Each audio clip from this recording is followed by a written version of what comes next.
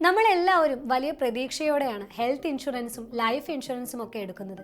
നമ്മുടെ ഒരു സുരക്ഷയ്ക്ക്, ഒരു ആപത്ത് കാലത്ത് താങ്ങാവുമെന്ന് കരുതിയാണ് നമ്മൾ എല്ലാ മാസവും പ്രീമിയം അടയ്ക്കുന്നത്. എന്നാൽ ഏറ്റവും ആവശ്യമുള്ള സമയത്ത് നമ്മളൊരു ക്ലെയിമിനായി സമീപിക്കുമ്പോൾ അത് റിജക്റ്റ് ആയാലോ? ഇന്ത്യയിൽ ലക്ഷക്കണക്കിന് ക്ലെയിമുകളാണ് ഓരോ വർഷവും ഇൻഷുറൻസ് കമ്പനികൾ പാസ്സാക്കുന്നത്. എന്നാൽ ചില ക്ലെയിമുകൾ തള്ളിക്കളയാറുണ്ട്. ഇത് ഇൻഷുറൻസ് കമ്പനികൾ മനഃപൂർവ്വം ചെയ്യുന്നതല്ല. മിക്കപ്പോഴും നമ്മുടെ ഭാഗത്തു നിന്ന് വരുന്ന ചെറിയ ചില പിഴവുകളാണ് ഇതിന് കാരണം. എന്തൊക്കെയാണ് ആ പ്രധാനപ്പെട്ട 5 കാരണങ്ങളെന്ന് നമുക്ക് നോക്കാം. ഒന്നാമത്തെ കാരണം വിവരങ്ങൾ മറച്ചുവെക്കുന്നത്. ഹെൽത്ത് ലൈഫ് ഇൻഷുറൻസ് ക്ലെയിമുകൾ തള്ളിക്കളയാനുള്ള ഏറ്റവും വലിയ കാരണം ഇതാണ്.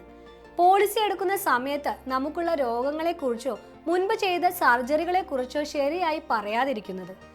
ചെറിയൊരു തൈറോയിഡ് പ്രശ്നം, പണ്ടെപ്പോഴോ പറ്റിയ ഒരു എല്ലുപൊട്ടൽ അല്ലെങ്കിൽ പ്രഷർ, ഇതൊക്കെ നിസ്സാരമാണെന്ന് നമ്മൾ കരുതും. പക്ഷേ ഇൻഷുറൻസ് കമ്പനിക്ക് ഇത് വളരെ പ്രധാനപ്പെട്ട വിവരങ്ങളാണ്.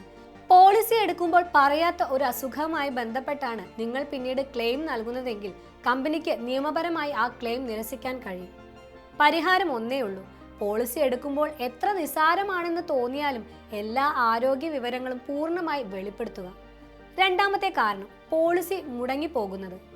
പലപ്പോഴും സംഭവിക്കുന്ന ഒരു അബദ്ധമാണിത്. നമ്മൾ പ്രീമിയം കൃത്യമായി അടച്ചില്ലെങ്കിൽ പോളിസി ഇനാക്റ്റീവ് ആകും. ഇതിനെയാണ് പോളിസി ലാപ്സ് ആയി എന്ന് പറയുന്നത്. ആശുപത്രിയിൽ അഡ്മിറ്റ് ആകുന്നതിന് ഒരു ദിവസം മുൻപാണ് നിങ്ങളുടെ പോളിസി തീർന്നതെങ്കിൽ പോലും നിങ്ങൾക്ക് ക്ലെയിം കിട്ടില്ല. പരിഹാരം ഇതാണ്. റിന്യൂവൽ ഡേറ്റ് ഓർമ്മിച്ചു വെക്കുക, ഫോണിൽ റിമൈൻഡർ സെറ്റ് ചെയ്യുക, അല്ലെങ്കിൽ പ്രീമിയം ഓട്ടോമാറ്റിക്കായി അക്കൗണ്ടിൽ നിന്ന് പോകാൻ ഓട്ടോ ഡെബിറ്റ് സംവിധാനം ഉപയോഗിക്കുക. മൂന്നാമത്തെ കാരണം ക്ലെയിം അറിയിക്കാൻ വൈകുന്നത്. ഓരോ ഇൻഷുറൻസ് കമ്പനിക്കും ക്ലെയിം റിപ്പോർട്ട് ചെയ്യാൻ ഒരു സമയപരിധിയുണ്ട്.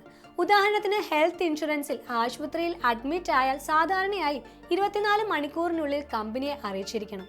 വാഹന ഇൻഷുറൻസിൽ അപകടം പറ്റിയാൽ വണ്ടിയുടെ റിപ്പയർ തുടങ്ങുന്നതിന് മുൻപ് അവരെ അറിയിക്കണം. വൈകി അറിയിക്കുമ്പോൾ ക്ലെയിമിന്റെ വിശ്വാസ്യതയെ ചോദ്യം ചെയ്യാനും അത് നിരസിക്കാനും കമ്പനിക്ക് അവകാശമുണ്ട്. പരിഹാരം ഇതാണ്. സംഭവം നടന്ന ഉടൻ തന്നെ വൈകാതെ ഒരു ഫോൺ കോളിലൂടെയോ ആപ്പിലൂടെയോ ഇൻഷുറൻസ് കമ്പനിയെ വിവരം അറിയിക്കുക. നാലാമത്തെ കാരണം പോളിസിയിൽ ഉൾപ്പെടാത്ത കാര്യങ്ങൾ. എല്ലാ ഇൻഷുറൻസ് പോളിസികളിലും എക്സ്ക്ലൂഷൻ എന്നൊരു ഭാഗമുണ്ട്. അതായത് ഇതിനൊന്നും ക്ലെയിം കിട്ടില്ല എന്ന് പറയുന്ന ചില കാര്യങ്ങൾ. ഉദാഹരണത്തിന് ഹെൽത്ത് ഇൻഷുറൻസിൽ പല്ലിന്റെ ചികിത്സ, പ്രസവം, സാഹസിക വിനോദങ്ങളിൽ നിന്നുള്ള പരിക്കുകൾ എന്നിവയ്ക്ക് കവറേജ് ഉണ്ടാകണമെന്നില്ല.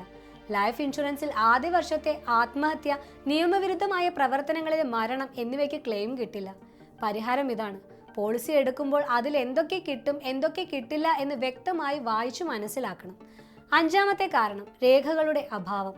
ക്ലെയിം പ്രോസസ് ചെയ്യാൻ കമ്പനിക്ക് കൃത്യമായ രേഖകൾ ആവശ്യമാണ്.